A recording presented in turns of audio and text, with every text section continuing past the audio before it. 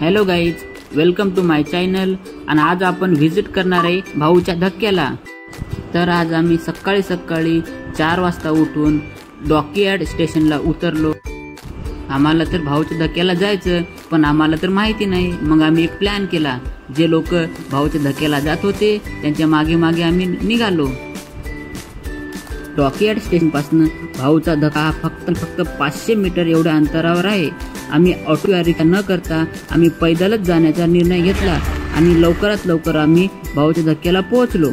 भाऊच्या धक्क्याला पोहोचताच बघतो तर काय खूप गर्दी झाली आणि आम्ही पुढे चालत राहिलो तर बघितलं तर खूपच मासे दिसत होते. आम्हाला कळत सुद्धा नव्हतं की आम्ही कोणते मासे घ्यावे आणि कोणते नाहीत. आम्ही मार्केटला पोहोचताच एक निर्णय घेतला. अगोदर संपूर्ण मार्केट फिरायचं आणि नंतरच आम्हाला जो मासा हा ते आम्ही होलसेल रेटमध्ये घेऊन जायचा. चला तर मग आपण आता मार्केट बघूया.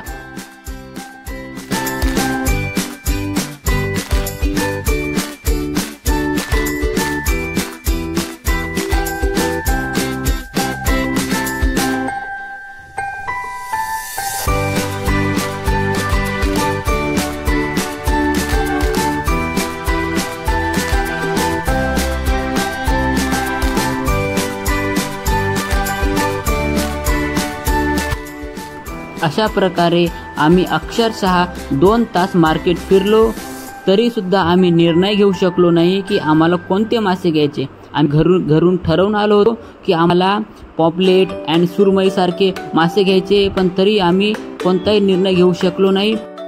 आणि मग काय, आम्ही शेवटी पॉपलेट आणि सुरमई घेतले आणि आम्ही आमच्या दिशेने निघालो.